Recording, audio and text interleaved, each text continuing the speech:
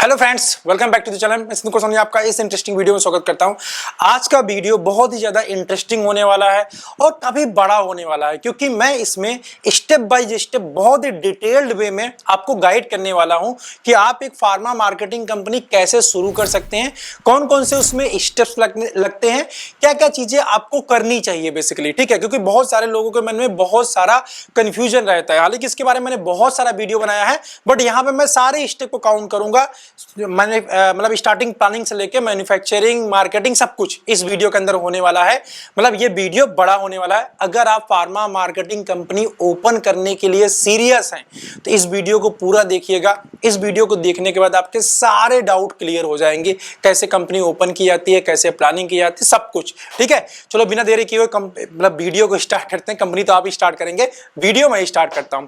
तो सबसे पहले फ्रेंड, अगर आप एक फार्मा कंपनी स्टार्ट करने जा रहे हैं, मार्केटिंग कंपनी की अगर मैं बात करूं, तो उसके लिए एक अच्छी प्लानिंग होनी चाहिए, वो सबसे ज्यादा जरूरी है। तो सबसे पहले आप क्या करेंगे, एक पेपर या अपने लैपटॉप के ऊपर जहां आपको कन्वीनियंट लगे, एक डायरी ले लीजिए, एक नोटबुक ले लीजिए, वहां पे कुछ बेसिक चीजें आप प्लान कर लीजिए।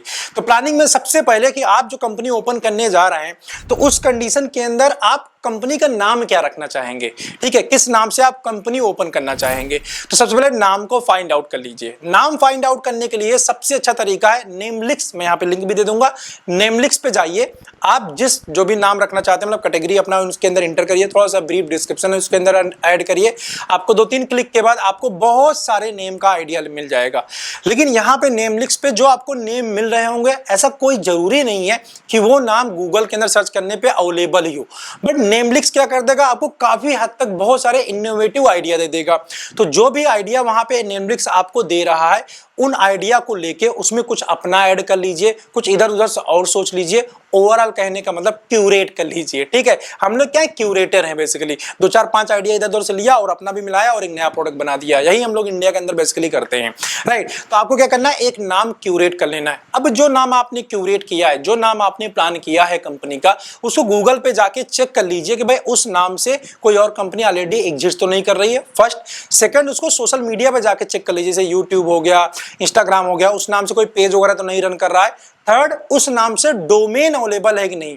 कई बार हम नाम बहुत अच्छा ले लेते हैं और उसका डोमेन करोड़ों रुपए में या लाखों रुपए में होता है, बाद में डोमेन में नाम मिलने में प्रॉब्लम आ जाती है। और मान लीजिए आगे पीछे करके डोमेन मान लीजिए ले भी ले लेते तो वो बढ़िया नहीं लगता, जमता नहीं है। तो इसलिए 2 जगह स्पेशली आप चेक करो। एक तो आपको गूगल में चेक करना है, दूसरा उस नाम का डोमेन अवेलेबल है कि नहीं। ठीक है, ये 2 चीजें सबसे पहले नंबर पे चेक करना है। और तीसरे नंबर पे आपको चेक करना है फ्रेंड कि ये नाम रजिस्ट्रेशन के लिए अवेलेबल है कि नहीं। ये कैसे पता चलेगा? इसके लिए आपको ipindia.gov.in, ये मैं लिंक भी डिस्क्रिप्शन में दे दूंगा, यहां पे लिख के आ रहा है। ठीक है, इस वेबसाइट पे आपको जाना है। यहां पे ट्रेडमार्क वाले सेगमेंट के अंदर जाना है। ट्रेडमार्क सेगमेंट में सेकंड नंबर पे आपको रिलेटेड लिंक का आपको ऑप्शन मिलेगा। रिलेटेड लिंक में जाइए, फिर यहां पे पब्लिक सर्च आपको मिलेगा। पब्लिक सर्च के ऊपर क्लिक कर दीजिए, फिर यहां पे प्रॉम्प्ट वो बोलेगा यस करने के लिए, यस नो, यस कर दीजिए। नेक्स्ट पेज पे आपको लेके जाएगा। यहां जिस नाम से आप कंपनी ओपन करना चाहते हैं वो नाम वहां पे इंटर कर दीजिए। नाम इंटर करने के बाद क्लास में आपको 35 सेलेक्ट करना है। जब आपको ब्रांड नेम का रखना होगा, अपने मेडिसिन का नाम रखना होगा, यही पूरा प्रोसेस फॉलो करना पड़ेगा। वहां उस समय आपको जो है क्लास 5 सेलेक्ट करना होगा, अभी मैं बता देता हूं। और यहां कंपनी नेम के लिए जो है आपको क्लास 35 सेलेक्ट करना है, जो फार्मास्यूटिकल कंपनी को डिनोट करता है। ठीक है, तो 35 क्लास के अंदर आप सर्च करिए। इसके बाद आपको कैप्चा एंटर करना है। सर्च करके देख लीजिए भाई उस नाम से कोई कंपनी ऑलरेडी ट्रेडमार्क तो नहीं किया हुआ है, रजिस्टर्ड तो नहीं किया हुआ है, राइट। आप इस चीज को चेक कर लीजिए। तो पहला स्टेप तो आपको हो गया, कंपनी नाम को मतलब सर्च करना, फाइंड आउट करना। अब आपका नाम क्लियर हो गया, भाई इस नाम से मैं कंपनी ओपन कर सकता हूं। फिर हम चलते हैं, अब आपका नाम फाइनल हो चुका, राइट। अब हम चलते हैं सेकंड स्टेप की तरफ। दूसरा स्टेप क्या होगा, जब आपको नाम मिल गया अब इसको रजिस्ट्रेशन कराने की जरूरत है, मींस इसको कंपनी बनाने की जरूरत है, इनकॉर्पोरेट करने की जरूरत है। तो फ्रेंड, इंडिया के अंदर हम 4 तरीके से कंपनी को इनकॉर्पोरेट कर सकते हैं। पहला तरीका हो तो ओपीसी, 1 पर्सन कंपनी इसको बोलते हैं। ये 2013 के अंदर गवर्नमेंट ने इसको इंट्रोड्यूस इंट्रोड्यूस किया था। ओपीसी के साथ एडवांटेज ये होता है, इसमें किसी और पार्टनर की जरूरत नहीं पड़ती है कंपनी इनकॉर्पोरेट करने के लिए। मींस एक सिंगल पर्टिकुलर पर्सन के स्टेक होल्डर के बेस पे कंपनी रजिस्टर्ड हो जाती है। दूसरा तरीका है, दूसरा जो मॉडल है वो है एलएलपी, लिमिटेड लायबिलिटी पार्टनर इसको बोलते हैं, जिसके अंदर इसके अंदर दो पार्टनर लगेंगे, बट जो पार्टनर्स होंगे उनकी कंपनी के टूवर्ड्स लायबिलिटीज कम होती हैं। ठीक है, इसको मैं शॉर्ट फॉर्म में बोलूं आपको, इसके अंदर आप सीए से डिस्कस करेंगे तो आपको ज्यादा बेटर गाइड कर पाएगा। मैं उस फील्ड का एक्सपर्ट नहीं, बट मोटा मोटा आपको बता दूं, एलएलपी भी बहुत अच्छा बिजनेस मॉडल है, मतलब बहुत अच्छा कंपनी का तरीका है जो है यहाँ के। इसमें एलएलपी मॉडल में आपका डॉक्यूमेंटेशन का पार्ट कम रहता है। किस टाइप का डॉक्यूमेंटेशन? जब आप फ्रेंड कंपनी ओपन कर लेते हैं तो कंपनी को चलाने के साथ, जब फिजिकल आप मार्केट में काम करते हैं तो कंपनी को फिजिकल काम करने के साथ साथ पेपरों पे भी मेंटेन करना पड़ता है। मतलब गवर्नमेंट के अकॉर्डिंग जो है आपको वहां ऑडिट होना चाहिए, बैलेंस शीट बनना चाहिए, मीटिंग्स होनी चाहिए, डायरेक्टर्स का पैनल होना चाहिए। ये बहुत सारे नॉर्म्स एंड रेगुलेशंस होते हैं जो कि प्राइवेट लिमिटेड कंपनी में थोड़े से ज्यादा होते हैं, एलएलपी में कम होते हैं, जिसकी वजह से सीए का जो खर्चा आता है हर साल वो आपका थोड़ा सा रिड्यूस हो जाता है एलएलपी के अंदर। राइट, इसके और भी एडवांटेज है और डिसएडवांटेज है, भी आप सीए के साथ डिस्कस करिएगा। तो तीसरे टाइप की जो कंपनी है, जो सबसे पॉपुलर मॉडल है, वो है प्राइवेट लिमिटेड कंपनी। तो ज्यादातर लोग जो है प्राइवेट लिमिटेड, क्योंकि ये बहुत ज्यादा पॉपुलर है, तो प्राइवेट लिमिटेड कंपनी को ही जो है इनकॉर्पोरेट करते हैं या प्राइवेट लिमिटेड कंपनी ही बनाते हैं। थोड़ा सा बोलने में अच्छा लगता है, काफी ज्यादा पॉपुलर है, तो आप प्राइवेट लिमिटेड भी करा सकते हैं। चौथा जो होता है पब्लिक लिमिटेड, जब आप शेयर में जाते हैं, पब्लिक से पैसा इकट्ठा करते हैं, तब जो है आपको पब्लिक लिमिटेड कंपनी की रिक्वायरमेंट होती है। चार तरीके से है, किसी में भी आप रजिस्टर्ड कर सकते हैं, मैंने आपको बता दिया। प्राइवेट लिमिटेड करिए, आप एलएलपी करिए, जो आपको कन्वीनियंट लगे वो आप कर लीजिए। अब इसके बाद कंपनी रजिस्ट्रेशन करने के लिए आपको देखो दो पार्टनर की जरूरत पड़ेगी। अब ये दो पार्टनर कोई भी हो सकता है, आप हो सकते हैं, आपके फादर हो सकती हैं, आपके मदर हो सकती हैं, आपका सिस्टर हो सकता है। अब आप कोई बिजनेस पार्टनर बनाना चाहते हैं, मान लीजिए आपका कोई फ्रेंड है, उसके साथ ओपन करना चाहते हैं। यहाँ दो या दो से अधिक भी हो सकते हैं, राइट, लेकिन दो मिनिमम है, दो लोग चाहिए ही चाहिए। वैसे ही जो कंपनी का नाम फ्रेंड आप सोचेंगे, वहां भी 2 से 3 नाम आप सोच के रखिएगा, ऐसा नहीं कि एक नाम सोच के रखेंगे। ठीक है, आपको वहां पे 2-3 नाम proposal, first position, second position, third position, तो कम से कम 2 नाम तो आपको देना ही पड़ेगा। वैसे ही पार्टनर में 2 पार्टनर तो लगभग मतलब चाहिए ही चाहिए। अगर तीनों कैटेगरी में बात करूं ओपीसी को छोड़ के, तो आप 2 कौन से होने वाले हैं? हाँ, इसके अंदर शेयर्स का ऊपर नीचे कर सकते हो, 50-50 शेयर रख सकते हो, फिर 60-40 रख सकते हो, या सीए के साथ डिस्कस करके आप प्लान कर लीजिएगा। तो दूसरे नंबर पे आ जाता है कंपनी रजिस्ट्रेशन। अब यहाँ पे कंपनी रजिस्ट्रेशन का मैं साथ के साथ खर्चा भी बता देता हूँ। कंपनी रजिस्ट्रेशन में जो हम लोग चार्ज करते हैं, आप मेरे थ्रू भी कंपनी रजिस्ट्रेशन करा सकते हैं, मेरी एजेंसी ये सारे काम करती है, तो हम लोग 20,000 रुपीज चार्ज करते हैं कंपनी रजिस्ट्रेशन के लिए। ठीक है, अब इसका जो मार्केट के अंदर रेट है वो वेरी करता है सीए के अपने सर्विस चार्ज और अदर थिंग्स के ऊपर। कोई 20 ले रहा है, कोई 25 ले रहा है, कोई 30 ले रहा है, सबके अपने अपने रेट है। हम लोग 20,000 लेते हैं, कोई 20,000 से कम भी लेता है। राइट, ये आपको सर्च करने वाली बात है। यहां पे मैं आपको एक चीज एडवाइस करूंगा, आप उसके साथ कंपनी मत रजिस्टर्ड करिए या टीएम वाला प्रोसेस मत करिएगा जिसको आप अच्छे तरीके से जानते नहीं। जैसे बहुत सारे ऑनलाइन वेबसाइट्स हैं जो आपको ये फैसिलिटी प्रोवाइड करती हैं, तो मैं इसके लिए आपको बोलूंगा इनको अवॉइड करिएगा, क्योंकि ये सिंपल सारी चीजें हो जाएंगी, सब ये बढ़िया है। अगर कोई केस फंस जाता है, अटक जाता है ना, तब ये लोग हेल्प नहीं कर पाते हैं। तो इसलिए मैं आपको बोलूंगा आप या फिर मेरे साथ कर सकते हैं, अगर आपको मेरे ऊपर ट्रस्ट आ रहा है तो करा सकते हैं, या फिर अपने लोकल में आप कोई सीए को सर्च करिए, सीए या सीएस को, उसके थ्रू आप ये काम कराइए, ज्यादा अच्छा है। आपका company registration as well as जो आपका ट्रेडमार्क वाला काम होगा वो भी उसी से कराइए, या मेरे थ्रू करा सकते हैं। अगर मेरे ऊपर आपको ट्रस्ट है तो मेरे से करा सकते हैं, नहीं तो लोकल सबसे अच्छा है। ऑनलाइन होने चक्कर में थोड़ा सा मैं एडवाइस करूंगा, मत पड़िएगा। कंपनी रजिस्ट्रेशन में टाइम कितना लगता है? जब आप सारे पेपर दे देते हैं तब से मान के चलिए 15 से 20 दिन कंपनी इनकॉर्पोरेशन में टाइम लगने वाला है। ठीक है, 15-20 दिन आपको टाइम लगेगा। अब जब आपका कंपनी इनकॉर्पोरेशन वाला काम हो गया, अब हम चलते हैं नेक्स्ट स्टेप की तरफ। जब कंपनी इनकॉर्पोरेशन हो गया मींस कंपनी का नाम आपको मिल चुका है। जब कंपनी का नाम मिलता है तो उसके साथ में आपका डिजिटल सिग्नेचर, आपका टैन, पैन, ये सारी चीजें भी जो सीए होता है आपको बना के सारी चीजें दे देता है। जैसे ही कंपनी का नाम मिल जाता है वैसे नेक्स्ट स्टेप में होता है आपको ड्रग लाइसेंस बनाना है। पहले नंबर पे ड्रग लाइसेंस के लिए अप्लाई करना है, दूसरे नंबर पे आपको जीएसटी के लिए अप्लाई करना है, तीसरे नंबर पे आपको फूड लाइसेंस के लिए या फसाई का लाइसेंस FSSAI के लाइसेंस के लिए अप्लाई करना है। क्योंकि जब हम फार्मा कंपनी रन करेंगे तो उस कंडीशन के अंदर हमें इन तीनों लाइसेंस की रिक्वायरमेंट होगी। अब यहाँ पे मैं इनको थोड़ा थोड़ा बाइफरकेट कर देता हूँ जिससे आपको और अच्छे से समझ में आ जाए। अगर मान लीजिए आप कोई आयुर्वेदिक मेडिसिन बेचना चाहते हैं तो उस कंडीशन के अंदर आपको सिर्फ जीएसटी की जरूरत पड़ेगी, बाकी किसी लाइसेंस की जरूरत नहीं पड़ने वाली है। ठीक है, अगर आप सिर्फ आयुर्वेदिक मेडिसिन सेल करना चाहते हैं। लेकिन आप आयुर्वेदिक मेडिसिन के साथ अगर न्यूट्रास्यूटिकल प्रोडक्ट सेल करना चाहते हैं, जैसे मल्टीविटामिन हो गया, अमाइनो एसिड्स हो गया, एल-ग्लूटाथियोन हो गया, अब बहुत सारे ऐसे प्रोडक्ट आते हैं जो न्यूट्रास्यूटिकल कैटेगरी में आते हैं, वो फसाई की कैटेगरी में जाते हैं। तो अगर आप उन सारे प्रोडक्ट को सेल करना चाहते हो, उस कंडीशन के अंदर आपको जीएसटी एंड एफएसआई की लाइसेंस चाहिए, मतलब जीएसटी एंड एफएसआई का लाइसेंस आपको चाहिए होगा। ड्रग लाइसेंस की रिक्वायरमेंट नहीं होगी। बहुत सारे जगह पे ड्रग लाइसेंस का बनाने का खर्चा बहुत ज्यादा है, तो आप बिना ड्रग लाइसेंस के बहुत अच्छे तरीके से बहुत बड़ी कंपनी रन कर सकते हो। डाबर, हिमालय, चरक, बैद्यनाथ, ब्रिटिश बायोलॉजिकल और इसके जैसे बहुत सारी कंपनी बहुत अच्छे से रन हो रही है। इतना ढेर सारा प्रोडक्ट है ना इस दोनों कैटेगरी के अंदर, फूड में एज वेल एज आयुर्वेदा के अंदर, कि आप बहुत अच्छे से रन कर सकते हैं। आपको कहीं कमी महसूस नहीं होगी कि हाँ भाई मेरे पास ड्रग लाइसेंस नहीं है, राइट। तो इन दोनों की हेल्प लेके आप इन दो कैटेगरी के प्रोडक्ट सेल कर सकते हैं। अब तीसरी कैटेगरी इसके अंदर आता है जो है ड्रग लाइसेंस। अगर आप मेडिसिन सेल करना चाहते हैं, स्पेशली एलोपैथिक मेडिसिन, तो उसके लिए आपको ड्रग लाइसेंस लेना जरूरी है। बिना ड्रग लाइसेंस के आप सेल नहीं कर पाएंगे। यहां पे आपको होलसेल के ड्रग लाइसेंस की रिक्वायरमेंट होगी। तो जिस नाम से आपने कंपनी इनकॉर्पोरेट किया हुआ है, उसी नाम से आप होलसेल का ड्रग लाइसेंस, उसी नाम से जीएसटी एंड उसी नाम से फूड लाइसेंस ले लीजिए। अब डिस्कस कर लेते हैं इनके टाइम कितना लगेगा और पैसा कितना लगेगा। तो पहले नंबर पे आता है ड्रग लाइसेंस। तो ड्रग लाइसेंस बनाने का जो खर्चा है वो है समथिंग अराउंड 5000 से 6000, जो एक्चुअल खर्चा है। ठीक है, बट एक्चुअल खर्चे में काम नहीं होना है। एक्चुअल खर्चे में कहीं ड्रग लाइसेंस बनता ही नहीं है। तो इसके लिए चाहिए होता है जुगाड़, जो ऊपरी खर्चा बर्चा होगा। अब ये जो ऊपरी खर्चा बर्चा होगा, ये लगभग मान के चलो 30,000, 40,000, 50,000, 1 लाख, 1.5 लाख और 2 लाख, ये इतना रेट है मार्केट के अंदर। जैसे हमारे यहाँ जो रेट है लगभग शायद 50-60 हजार होगा। तो अलग अलग हेडक्वार्टर पे, अलग अलग एरिया में अलग अलग इसका रेट है। आप इसको पता कर लीजिए कि आपके यहाँ कितना रेट चल रहा है, आपके यहाँ कितना पैसा जाता है ड्रग लाइसेंस बनाने के लिए। ठीक है, तो आप वो पैसा देके ड्रग लाइसेंस बना सकते हैं। टाइम कितना लगता है ड्रग लाइसेंस बनाने में? आपको 1 हफ्ते से लेके 1 महीने का टाइम लग सकता है। ये डिपेंड करता है आपके जुगाड़ कितने अच्छे हैं और कितने अच्छे तरीके से सारे पेपर को फुलफिल करके आपने दिया हुआ है। अब ड्रग लाइसेंस बनाने के लिए एलिजिबिलिटी क्या है? बहुत सारे लोगों के मन में डाउट ये रहता है कि मेरे पास बहुत सारे क्वेश्चन ऐसा है आता है कि क्या मैं इंटर पास हूं तो फार्मा कंपनी खोल सकता हूं? क्या मैं बीएससी हूं, बीए हूं, बीकॉम हूं तो मैं फार्मा कंपनी रन कर सकता हूं? क्या बिल्कुल रन कर सकते हैं।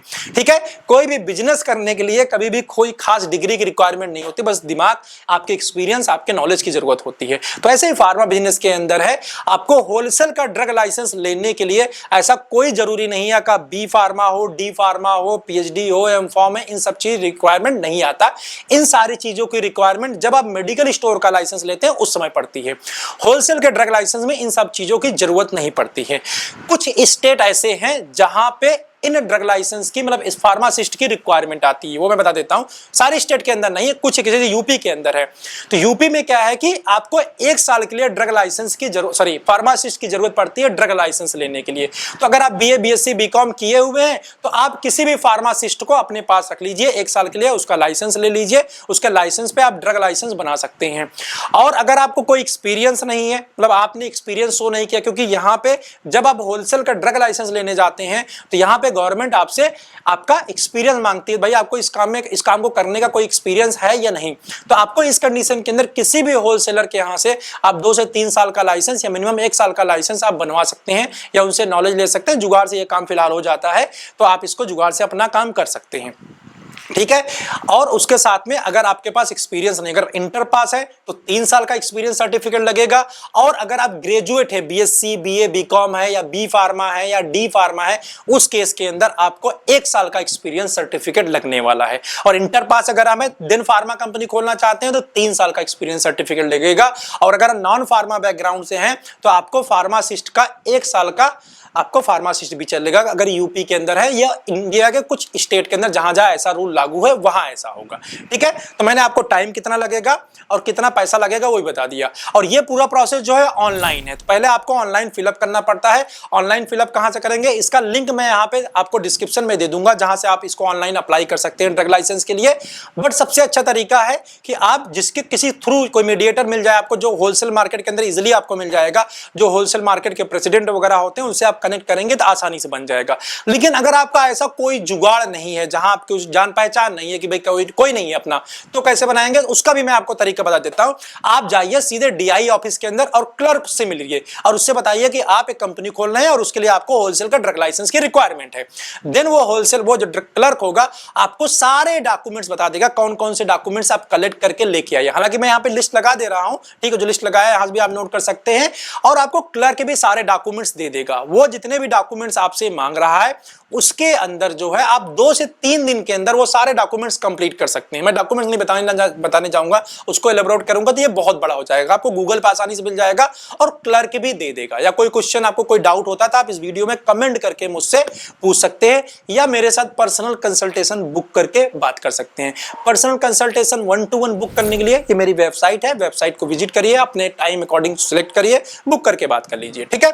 तो आपको इस तरीके से ड्रग लाइसेंस मिल जाएगा, जो कि मैंने पूरा डिटेल प्रोसेस बता दिया है। कोई कंफ्यूजन हो तो पूछ लीजिएगा। अब दूसरे नंबर पे हम पहुंचते हैं जीएसटी के बारे में। जीएसटी आपको विद इन 2 डेज मिल जाता है। और जीएसटी बनाने में कितना खर्चा आता है? 500, 1000, 2000, जैसा भी आपका जो टैक्सेशन वाला लॉयर होगा वो ले लेगा या सीए आपका ले लेगा। इसका कुछ खास फीस नहीं होता गवर्नमेंट की तरफ से, वो अपने सर्विस के तौर पे पैसा लेते हैं। तो आपसे जो भी 1000-2000 रुपए ले लें वो हो जाएगा। और 1 से 2 दिन के अंदर, 1 दिन के अंदर भी, तुरंत भी 1 घंटे के अंदर भी चाहे तो बन सकता है ये, ठीक है। 1 घंटे से लेके 1 दिन 2 दिन जितना टाइम ले वो बना देगा। तीसरे नंबर पर जो लाइसेंस बनता है वो है फूड लाइसेंस। तो फूड लाइसेंस बनाते समय आपको थोड़ी सावधानी रखनी है, क्योंकि फूड लाइसेंस 2 टाइप का बनता है, एक स्टेट वाला, एक सेंट्रल वाला, और टाइम के अकॉर्डिंग और टर्नओवर के अकॉर्डिंग बनता है।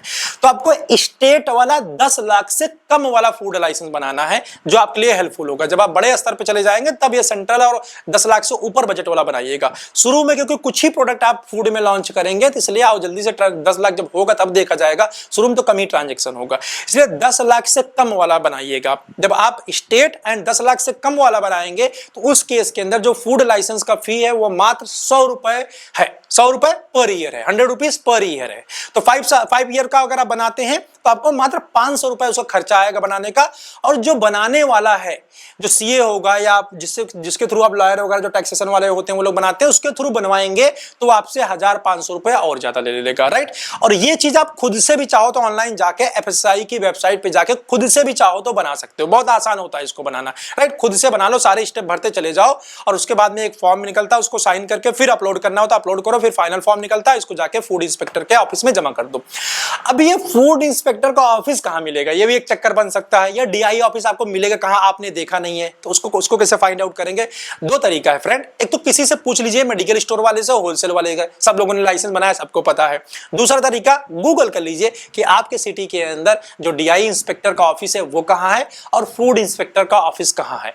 ये ऑफिसेस ज्यादातर जो आपका कलेक्ट्रेट होता है उसके अंदर होते हैं, या जहां पे सीएमओ ऑफिस होता है उसके आजू बाजू में होते हैं। मोस्ट ऑफ द केसेस में 90 to 95% ऐसा ही होता है, ठीक है। बाकी आप पूछ सकते हैं।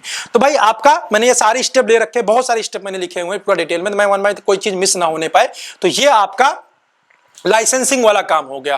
तो आपका 15 से 20 दिन चला गया कंपनी रजिस्ट्रेशन में, और 1 महीना मैं मोटा मोटा मान के चल रहा हूं कि ये तीनों चीजें बनाने में आपका लगेगा। जैसे ही फ्रेंड ये drug licence, GST and FSI का लाइसेंस आप अप्लाई कर देंगे, अब आपके पास, क्योंकि इसको आने में बनने में 1 महीना का टाइम लगेगा, तो इस 1 महीने के अंदर क्या करेंगे आप, उसको ध्यान से समझ लीजिए, नोट कर लीजिए। अब इस 1 महीने के अंदर आपको अपने प्रोडक्ट की प्लानिंग करनी है कि भाई आप कौन से प्रोडक्ट लॉन्च करने वाले हो। इस पे प्रोडक्ट प्लानिंग में कौन सा साल्ट लॉन्च करना चाहिए, आप मेरा ओपिनियन भी लेना चाहेंगे तो आप सजेस्ट कर दीजिए कौन सा प्रोडक्ट मुझे लॉन्च करना चाहिए, कौन सा साल्ट लॉन्च करना चाहिए।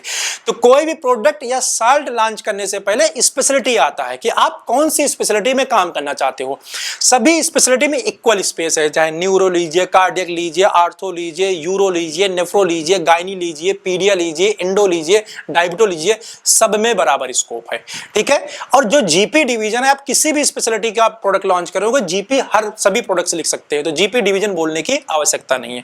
तो किसी एक डिवीजन को आपको सिलेक्ट करना है अपने चॉइस के अकॉर्डिंग, ठीक है।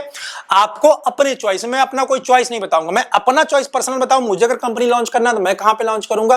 देखो मुझे सबसे ज्यादा एक्सपीरियंस है, मजा आता है काम करने में गायनिक में एंड पीडिया में। बाकी काम मैंने लगभग ऑलमोस्ट स्पेशलिटी के अंदर काम किया, बट ये 2 डिवीजन मुझे पर्सनली ज्यादा पसंद है, क्योंकि इसके अंदर मैंने ज्यादा टाइम तक काम किया है। एंड गायनिक डिवीजन के साथ थोड़ी सी मुझे एडवांटेज नजर आती है, जो न्यूट्रास्यूटिकल प्रोडक्ट प्रोडक्ट को हम सेल कर सकते हैं, इसलिए मैं उस डिवीजन को सेलेक्ट करूंगा। ये मेरा अपना पर्सनल ओपिनियन है, आप कोई से भी डिवीजन के साथ काम कर सकते हो, सब जगह इसको बराबर है। ये टोटल चॉइस आपके ऊपर है, कौन सी चीज आपको अच्छा लगती है। अगर आपने फार्मा में काम किया हुआ है तो जिस स्पेशलिटी में आपने काम किया, जिसमें आपको एक्सपीरियंस है, जिसमें आपको नॉलेज है, उसी स्पेशलिटी में शुरू करिए, ये मेरा एडवाइस रहेगा।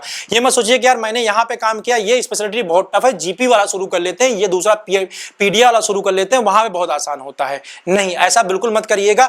जहां आपको नॉलेज है वही वाली स्पेशलिटी सेलेक्ट करिएगा।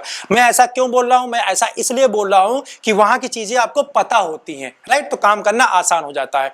और आपको ब्लैंक है, बिल्कुल कुछ नहीं पता है, तब कहां शुरू करेंगे? तब आप जीपी पीडिया मतलब पीडिया डिवीजन शुरू कर सकते हैं, जो कि अच्छा डिवीजन है, और गायनिक के साथ शुरू कर सकते हैं, आपको आसानी से काम कर पाएंगे। ठीक है, ये दो डिवीजन। अब इसके बाद आता प्रोडक्ट कौन सा लेके आएंगे। प्रोडक्ट हम मिक्स लेके चलेंगे, कुछ नए प्रोडक्ट लेके चलेंगे। ठीक है, इनोवेटिव प्रोडक्ट, गायनिक की अगर मैं बात करूं तो पीसीओडी हो गया, इनफर्टिलिटी हो गया, लो स्पर्म काउंट हो गया, इचिंग के लिए, एब्डोमेन इचिंग के लिए आता है, उसको लेंगे। और कुछ जो कॉमन मॉलिक्यूल है, जनरल मॉलिक्यूल है, उसको ले लेंगे, जैसे कि पीपीआई ले लिया, कैल्शियम ले लिया, आयरन ले लिया, मल्टीविटामिन ले लिया, एंटी फंगल ले लिया, इसी के सिरप ले लिए, एनर्जी ड्रिंक ले लिए। ये मैं गायनिक में बता रहा हूं। और अगर पीडिया के जैसे मैं बात करूं तो मल्टीविटामिन का सिरप ले लिया, फनल डिल ऑयल का प्रिपरेशन आता है, आज कार्बोनेटिव, उसका ले लिया। ठीक है, प्री प्रोबायोटिक ले लिया, उसके अंदर डीपीसीयू वाले प्राइस प्रोडक्ट से हमें थोड़ा सा दूरी बनाना, जो डीपीसीयू में है उसको लॉन्च नहीं करना, क्योंकि वहां पे एमआरपी का बाउंडेशन है, मनचाहे एमआरपी नहीं रख पाएंगे। और प्रोडक्ट कभी भी सीजन के ऊपर भी डिपेंड करता है, जैसे विंटर आने वाला था, वहां एंटी एलर्जिक हमने लॉन्च कर दिया, कप सिरप कुछ इंट्रोड्यूस कर दिए, कप सिरप के टैबलेट एंड कैप्सूल दोनों, मतलब कप सिरप एंड टैबलेट दोनों लेके चले आए। तो सीजन के ऊपर भी डिपेंड करता है, इंटरेस्ट के ऊपर भी डिपेंड करता है। ठीक है, तो इस तरीके से आप बेसिकली अपने प्रोडक्ट की प्लानिंग कर सकते हैं।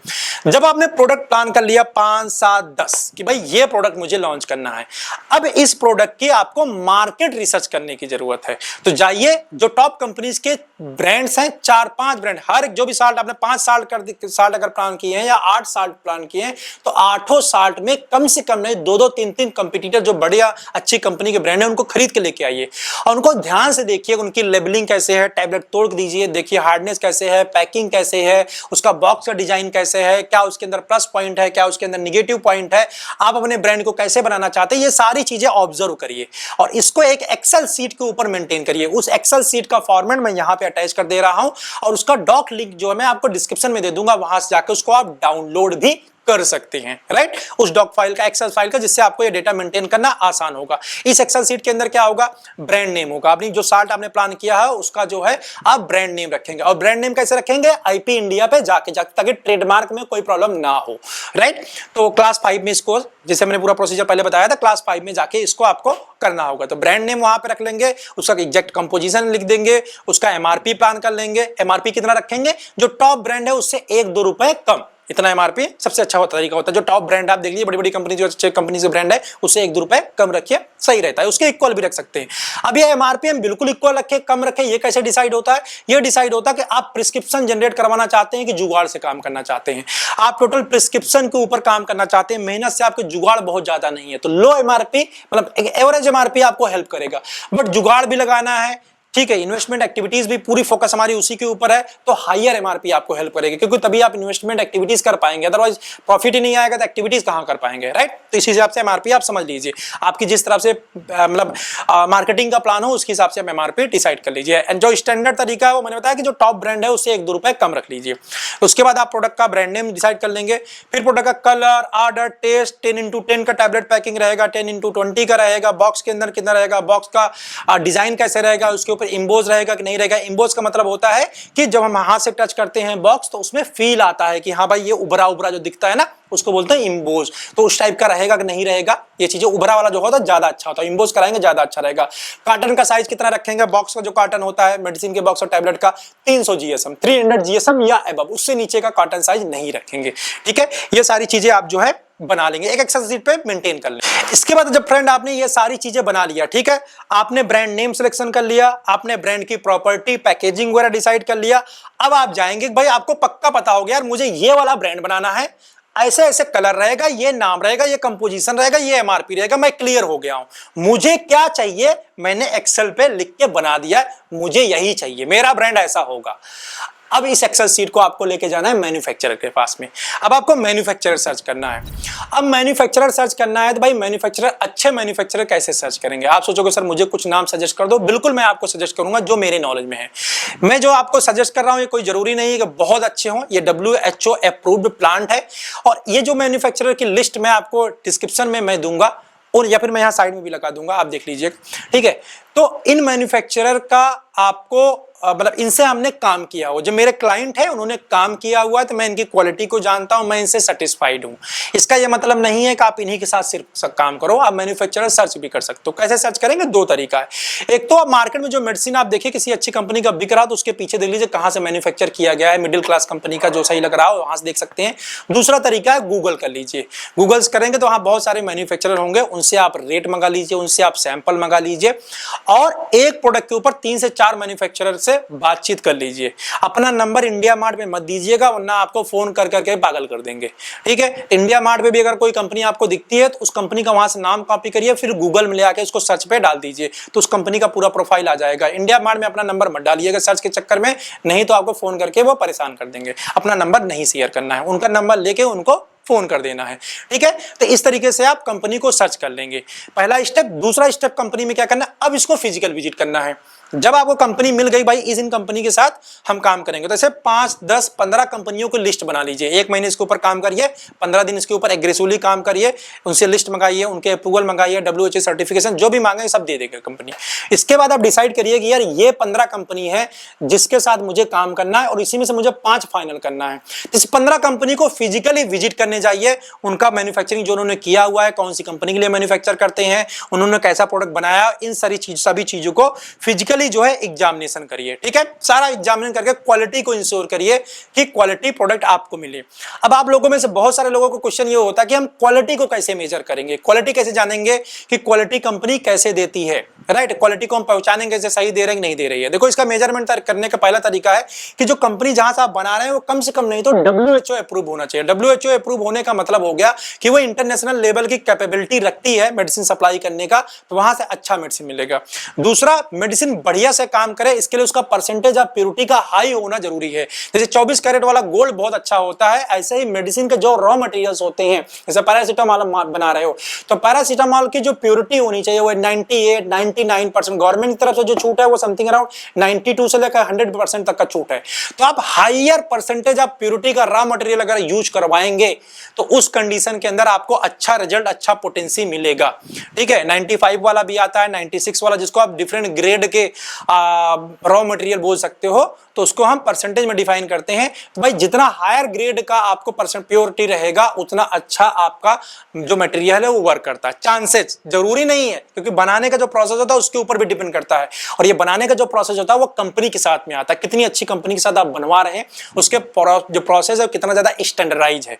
इसको वजह आपने देखा बड़ी बड़ी कंपनीज के मेडिसिन बहुत अच्छा रिस्पॉन्स करती है। एकम्स की बात करें, DM फार्मा की बात करें, बहुत सारी यूनिमार्क है, बहुत सारी कंपनीज है, तो इनका अच्छा रिस्पॉन्स मिलता है। रीजन इज दैट उनका जो मैन्युफैक्चरिंग यूनिट है बहुत अच्छे से डिजाइन किया गया है, मतलब बहुत स्मूथ लाइन है, एडवांस मशीन ही है, तो वहां पे कहीं भी ऐसा जो मेडिसिन की परसेंटेज ऑफ प्योरिटी है वो कहीं भी रिड्यूस होने का चांसेस नहीं मिलता है, ठीक है। तो अगर अच्छी कंपनीज हैं वहां पे उसका लाइन क्लियरेंस जो होता है काफी अच्छा होता है, तो उससे भी फर्क पड़ता है। तो आप इस तरह के परसेंटेज ऑफ प्योरिटी क्वालिटी को मेजर कर सकते हैं। अब जब आप मैन्युफैक्चरिंग कराने जाएंगे फ्रेंड, इस केस के अंदर आपको मैन्युफैक्चरिंग कंपनी 3 टाइप से पैसे लेगी।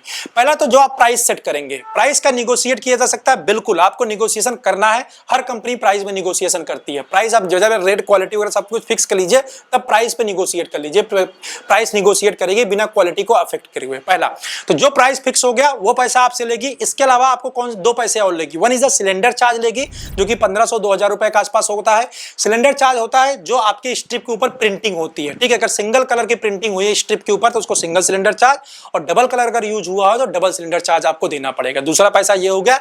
तीसरा, कंपनी आपसे कुछ इन्वेंट्री चार्ज लेगी। इन्वेंट्री चार्ज आपका 5000 से लेकर 10,000 के बीच में हो सकता है। इसके ऊपर गलती से भी मत दीजिएगा किसी कंपनी, पहले बता दे रहा हूं, ठीक है।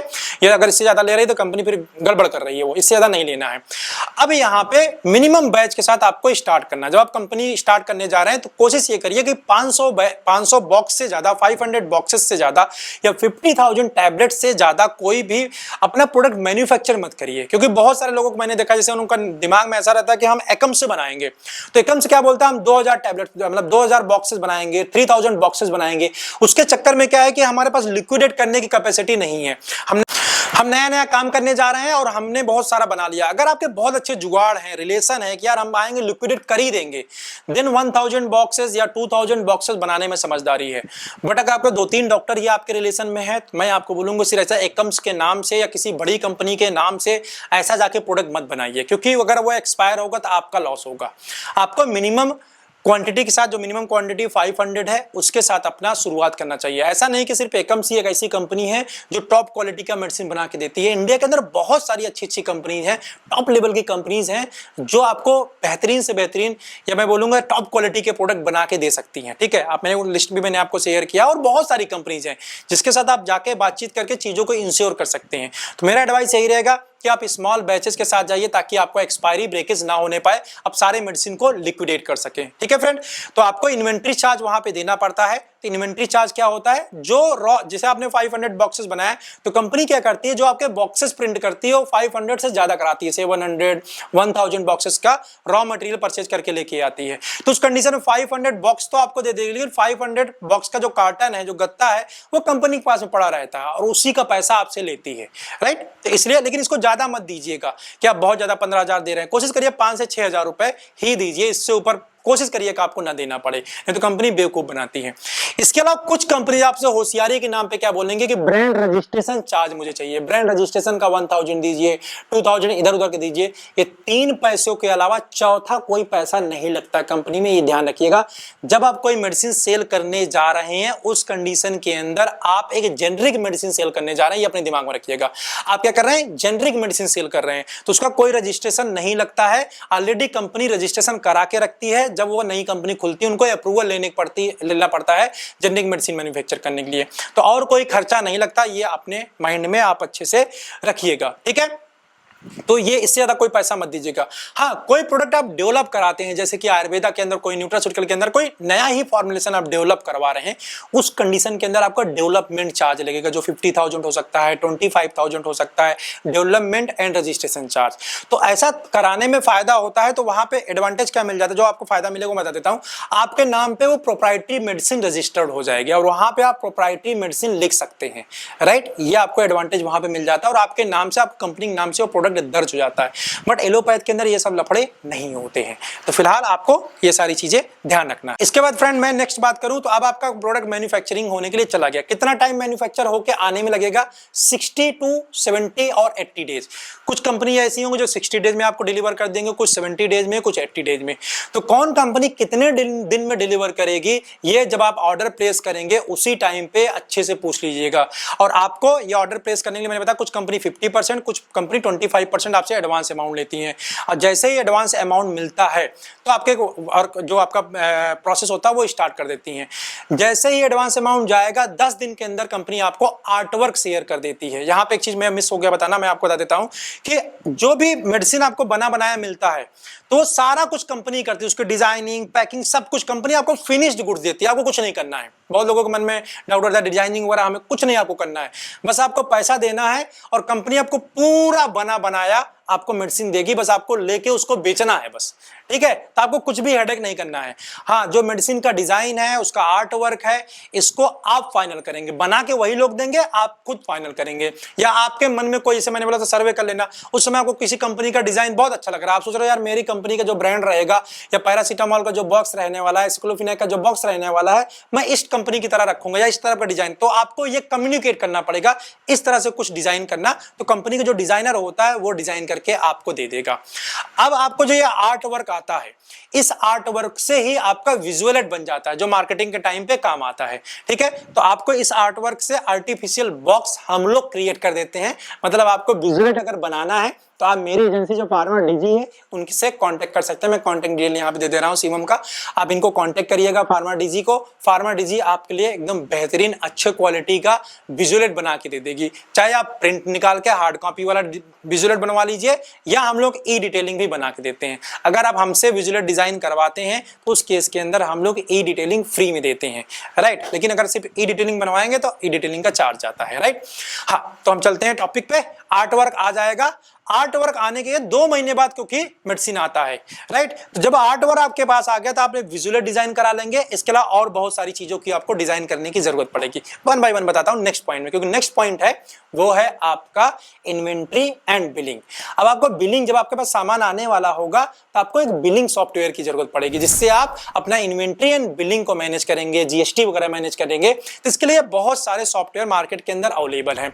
मार्क जो है सबसे ज्यादा पॉपुलर सॉफ्टवेयर है अगर फार्मा की मैं बात करूं तो, फार्मा इंडस्ट्री के अंदर, राइट। तो मार्क आप चाहे तो यूज कर सकते हैं जो 10-12 हजार रुपए के आसपास कॉस्टिंग आता है। लेकिन इसके अलावा और भी बहुत सारे सॉफ्टवेयर हैं जिसको आप सस्ते में यूज कर सकते हैं। जैसे कि ई वाइटल की बात करें 6-7 हजार में मिल जाता है। व्यापार ऐप की अगर मैं बात करूं, व्यापार सॉफ्टवेयर भी आता है, आपने देखो काफी ऐड वगैरह आता है, वो 3000 के आसपास में प्राइस में मिल जाता है। काफी बढ़िया सॉफ्टवेयर है, उसको यूज कर सकते हैं अपने कन्वीनियंट के हिसाब से। कोई सब जो आपको अच्छा लगता है वो सॉफ्टवेयर यूज कर लिए। बजट वगैरह कम है, व्यापार यूज कर लीजिए, ठीक है, जैसा आप करें। इसके अलावा और भी बहुत सारे सॉफ्टवेयर, 3 मुझे अभी याद आ रहा है तो मैं आपको 3 बता दे रहा हूं। व्यापार है, ई वाइटल है, मार्क है। जो आपको सुटेबल लगे, सुविधाजनक रहे, वो उस लेके कम कर लेंगे। अब आपने सॉफ्टवेयर ले लिया, अब आपको मार्केटिंग की प्रिपरेशन करनी है फ्रेंड। आपका सॉफ्टवेयर वाला काम हो गया, इन्वेंट्री मैनेजमेंट वाला काम हो गया, प्रोडक्ट आएगा, इन्वेंट्री हो जाएगी, बिलिंग हो जाएगी, एंट्री हो जाएगी।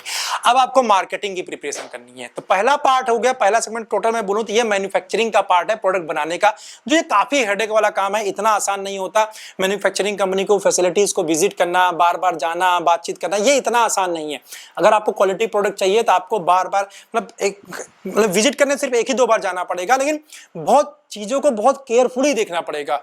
नहीं तो क्या हो जाएगा कि भाई वो गड़बड़ी कर देते हैं। हाँ, एक चीज यहां मिसिंग रह गया मैन्युफैक्चरिंग वाले में, आप ऑर्डर कैसे प्लेस करेंगे, पीओ जिसको बोलते हैं, पोस्ट ऑर्डर या परचेज ऑर्डर उसको बोला जाता है, वो कैसे करेंगे, वो चीज मिस हो गया था। कि जब आपकी चीजें फाइनल हो जाएंगी, रेट फाइनल हो गया है, बॉक्स सब कुछ फाइनल हो गया है, तो जो आपकी सर्वे वाली मैंने एक्सेल फाइल बनवाई है जिसका अटैचमेंट मैंने डिस्क्रिप्शन में दिया हुआ है, इसी में से आपको कॉपी करना है। क्योंकि अगर आप 10 प्रोडक्ट बनाना है, 10 प्रोडक्ट एक ही जगह नहीं बनेगा। 10 प्रोडक्ट हो सकता है 5 मैन्युफैक्चरर के पास बने, 3 के पास बने, या 10 के 10 अलग अलग के पास बने। तो आपको वही लाइन कॉपी कर लेना है।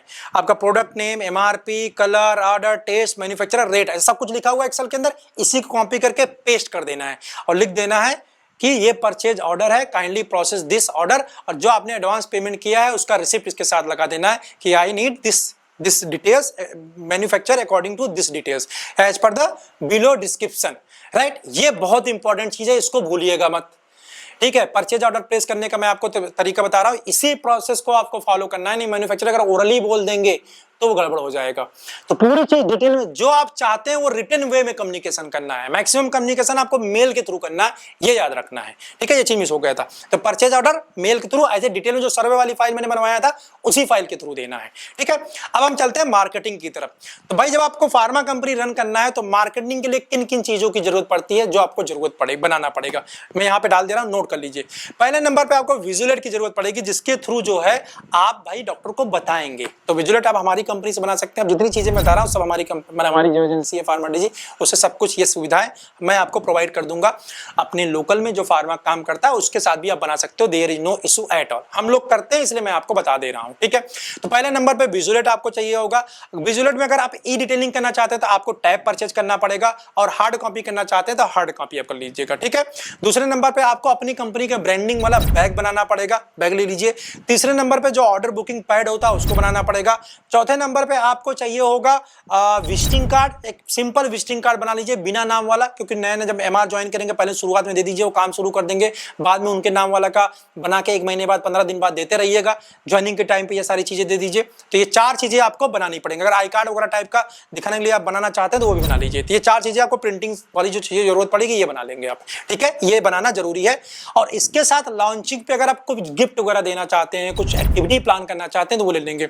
100 रुपए वाले, 200 रुपए वाले की कोई इनपुट ले लिया आपने, या कुछ और 400-500 रुपए का इनपुट ले लिया, 3-4-5 टाइप का गिफ्ट, पेन के ऊपर अपने कंपनी का ब्रांड नेम लिखवा दिया, कंपनी का नाम लिखवा दिया, पेपर वेट ले लिया, चिट पैड ले लिया ना, इस टाइप की बहुत सारी चीजें होती है मटेरियल जो आप शुरू में चाहो तो बनवा सकते हो। और अपने एमआर को देने के लिए एक पेन, एक डायरी या एक वेलकम किट भी आप बनवा सकते हो, जो काफी अच्छा लगता है, बढ़िया लगता है जब आप वेलकम किट बनवा लीजिए जिसके अंदर डायरी, पेन या एक दो चीजें काम की, उनके अंदर कुछ और दे दीजिए, पानी का बॉटल दे दीजिए, ऐसे वेलकम किट बना सकते हैं। जब किसी को दीजिएगा तो उनको बोलिए कि वेलकम किट का फोटो खींच के अपने फेसबुक पे जरूर डालेगा, इससे आपकी कंपनी की ब्रांडिंग होगी, प्लस एमआर को भी काफी अच्छा लगता है यार, एक मैंने अच्छी कंपनी को ज्वाइन किया है, राइट। तो एक वेलकम किट आप 100-200 रुपए, 500 रुपए में जो डिजाइन कराना चाहें अपने मेडिकल रैप के लिए, बहुत सारी एजेंसीज हैं जहां से आप डिजाइन करा सकते हैं, हमसे भी कॉन्टैक्ट कर सकते हैं, मैं आपको बता दूंगा कैसे कैसे चीजें होती हैं। तो आप वेलकम किट डिजाइन करवा सकते हैं, काफी बढ़िया लगता है वेलकम किट, ठीक है। उसके अंदर आप चॉकलेट वगैरह भी चाहो तो डाल सकते हो, जैसे अच्छा जितना बजट आप कराए कि 200 में वेलकम किट डिजाइन कराएंगे, 500 में, वो आप करा सकते हैं, कराओ ना कराओ आपकी चॉइस है। इसके अलावा अब आपको मार्केटिंग वाले पार्ट में आपको मार्केटिंग वाले पार्ट पे जो है कुछ चीजों को डिजाइन करना पड़ेगा जो कि कंपनी को रन करने के लिए जरूरी है, और यही बेसिक स्ट्रक्चर है, ठीक है। या मैं बोलूं कंपनी की हायरार्की डेवलप करना पड़ेगा, कंपनी के अंदर सिस्टम डेवलप करने पड़ेगा, और इस सिस्टम को डेवलप करने के लिए अगर फार्मा में आपने काम किया, आपके पास नॉलेज है, तो आप खुद से बना सकते हैं। अदरवाइज यहां पिक्चर में आता है मेरा pharma startup tool kit. Pharma startup tool kit के अंदर फ्रेंड मैं वो सारे डॉक्यूमेंट्स देता हूं जो एक कंपनी को रन करने के लिए चाहिए।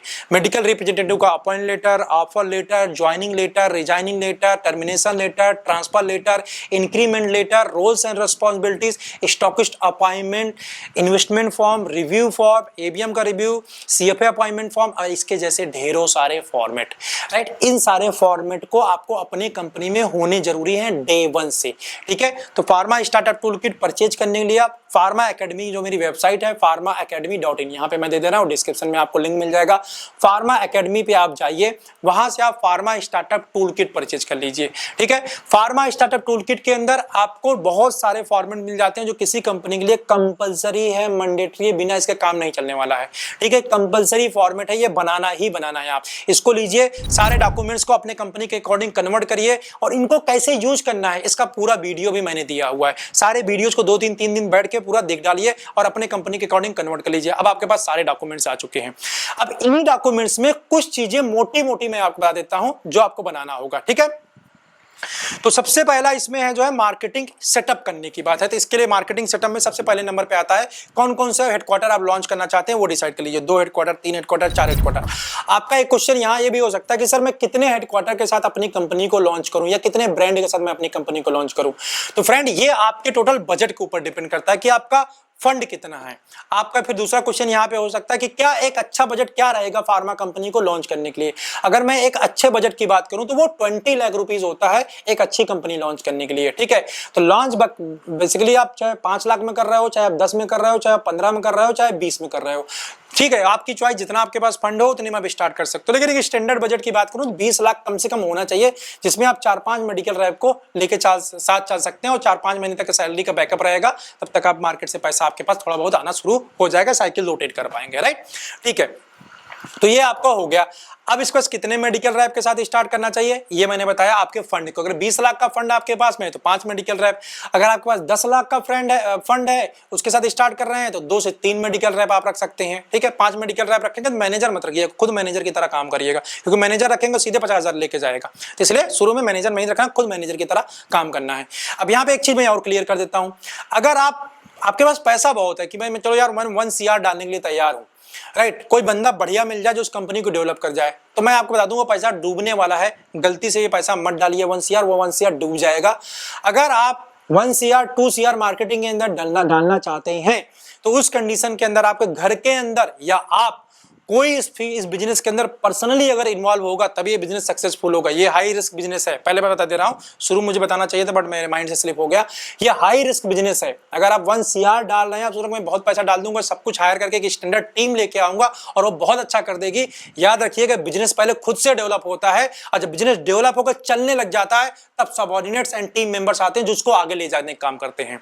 अगर आप इस बिजनेस के अंदर खुद इन्वॉल्व नहीं हो सकते और सिर्फ पैसों के दम पे इस बिजनेस को हिट करना चाहेंगे चाहेंगे, इसके अंदर कब्जा चाहेंगे कि यार प्रॉफिटेबिलिटी इस बिजनेस के अंदर बहुत है, तो ये आपके लिए बहुत ही नुकसानदायक सौदा होने वाला है। बहुत सारे मेरे पास क्लाइंट हैं ऐसे जो मतलब 1 CR 2 CR 3 CR 5 CR इस बिजनेस के अंदर डुबा चुके हैं। लेकिन आप एक ऐसे मेडिकल रिप्रेजेंटेटिव हैं, एक ऐसे मैनेजर हैं जिसके पास सिर्फ 10 ही लाख का बजट है, लेकिन खुद वह मार्केट में जाएगा, काम करेगा, धंधा निकालेगा। मैं बता रहा हूं आपको गारंटी है कि आपको जो सक्सेस होने के चांस है ना वो 80% 90% है। अनटिल अनलेस कि आप सिस्टम को फॉलो करो। अगर सिस्टम को फॉलो नहीं करोगे तो बात नहीं बनेगी। सिस्टम को अगर आप फॉलो करेंगे, जैसे आप किसी कंपनी के अंदर, एक अच्छी कंपनी के अंदर जो सिस्टम हो, जैसे आप काम कर रहे हैं, रिव्यू है, मीटिंग है, टाइम पे पेमेंट है, टाइम पे वर्क है, सारी चीजें जैसे आप कंपनी आपसे फॉलो करवा रही है, वैसे जब आप अपनी कंपनी खोलने जाएंगे तो आप इन सब चीजों को फॉलो कराएंगे, आपके सक्सेस होने के चांस 80 to 90% है। राइट। तो फ्रेंड, इसके बाद आपका हेडक्वार्टर डिसाइड हो जाता है। फंड के हिसाब से हेडक्वार्टर को डिसाइड कर लीजिए कितने हेडक्वार्टर आपको चाहिए। डिसाइड करने के बाद वहां पे मेडिकल रैप का अपॉइंटमेंट आप करेंगे, मेडिकल रैप का सर्च करना शुरू कर देंगे। मेडिकल रैप जब सर्च करना शुरू कर देंगे, इसको बोलते हैं field force hiring. Medical rap को ज्वाइन मतलब हायरिंग करेंगे और मेडिकल रैप को ज्वाइन करा लेंगे जब कंपनी के आपके पास गुड्स आने वाला होगा उसके हफ्ते 10 दिन पहले। ठीक है, 1 हफ्ते 10 दिन पहले आप ज्वाइन करा लेंगे। अब मेडिकल रैप को बुलाइए, हर एक मेडिकल रैप का डॉक्टर लिस्ट पहले कंफर्म कराइए। ठीक है, डॉक्टर लिस्ट कितने की होती है? 125 की हो सकती है, 150 की हो सकती है। तो हर एक मेडिकल रैप का डॉक्टर लिस्ट इक्वल होना चाहिए। आप उसका डॉक्टर लिस्ट बनवा दीजिए, उसका SFC बना दीजिए, स्टैंडर्ड फेयर चार्ट। मतलब वो मेडिकल रैप अपने हेडक्वार्टर में कितने दिन काम करेगा और हेडक्वार्टर से 20, 30, 50 किलोमीटर का जो दूर का एरिया है वहां कितने दिन काम करने जाएगा। तो ये ज्यादातर कंडीशन ऐसा होता है 13 से 14 दिन MR जो है अपने हेडक्वार्टर के अंदर काम करता है और 10 से 12 दिन जो है इंटीरियर काम करने जाता है। इंटीरियर मतलब एक्स स्टेशन, जो उसके एरिया से, जैसे मैं इलाहाबाद रहता हूं, इलाहाबाद से 30 किलोमीटर का जो एरिया होगा उसको एक्स स्टेशन या इंटीरियर हम बोलते हैं। तो ऐसे उसको बनाना पड़ता है कि भाई मैं हेडक्वार्टर के अंदर कितने दिन काम करूंगा, कितने दिन मैं बाहर काम करने जाऊंगा। जहां मैं बाहर काम करने जाऊंगा उसका मार्केट पोटेंशियल कितना है, वहां पे केमिस्ट कितने हैं। ठीक है, और जो अपने सिटी के अंदर काम करूंगा, सिटी को भी फिर अगेन डिफरेंट पार्ट में डिवाइड किया जाता है। सिटी के अंदर ये रोड होता है, वो चौराहा होता है, रेलवे स्टेशन होता है, जिसको डिफरेंट पार्ट में डिवाइड कर दिया जाता है और हर एक पार्ट के अंदर 10 से 12 डॉक्टर रखा जाता है ताकि अच्छे से कवरेज हो सके। राइट, इसलिए से हम बाइफरकेट कर देते हैं और डेली प्लान करते हैं। आज रेलवे स्टेशन काम करने जाऊंगा, आज बस स्टैंड काम करने जाऊंगा, आज सिविल लाइन काम करने जाऊंगा, आज मैं इंटीरियर काम करने जाऊंगा। तो जो सेट ऑफ डॉक्टर्स उसके अंदर फिक्स किए जाते हैं, जो केमिस्ट फिक्स किए जाते हैं, उन्हीं को विजिट किया जाता है। राइट, तो इसी तरीके से धंधा आता है। तो आपको ये सारी मैंने जो चीज बताई है वो बना लिया आपने, SFC बना लिया, डॉक्टर लिस्ट बना लिया। अब आप जब MR मार्केट में जाएगा काम करने को, कोई कंपनी को लॉन्च करेगा, तो आप कुछ लॉन्चिंग एक्टिविटी प्लान कर सकते हैं। ठीक है, अब ये लॉन्चिंग एक्टिविटी प्लान कैसे किया जाता है, गिफ्ट की प्लानिंग कैसे होती है, मार्केटिंग स्ट्रेटजी कैसे बनाई जाती है, इसके बारे में अगर आप डिटेल में जानना चाहते हैं, स्टेप बाय स्टेप लर्न करना चाहते हैं, तो यहाँ पिक्चर में आता है मेरा एक फार्मा प्लानिंग एंड रिव्यू का वर्कशॉप, जो कि मैंने 2 दिन के लिए किया था। एक दिन मैंने पूरा बताया कि कंपनी की प्लानिंग बेसिकली कैसे की जाती है, मीटिंग्स कैसे होती है, मीटिंग से स्लाइड कैसे बनती है, मीटिंग का प्रेजेंटेशन कैसे बनता है, मीटिंग के अंदर अपने टीममेट्स को बताया क्या जाता है, एकदम बहुत ही बेसिक लेवल से, बिल्कुल स्क्रैच ले। आपने फार्मा में कभी नहीं काम किया है तो भी आप सीख जाएंगे मीटिंग्स क्या होती हैं, क्यों होती हैं, कैसे की जाती है, कितने टाइप्स की मीटिंग होती है फार्मा के अंदर। राइट, और आपने काम किया तो आपको लर्निंग है, आपको रिफ्रेशमेंट का काम करेगा, बेसिक बताने का काम करेगा। तो एक दिन पूरा मैंने ये बताया है। दूसरे दिन मैंने बताया है कि डेटा एनालिसिस कैसे किया जाता है, MR का रिव्यू कैसे किया जाता है, मैनेजर का रिव्यू कैसे किया जाता है, क्या पूछा जाता है उससे।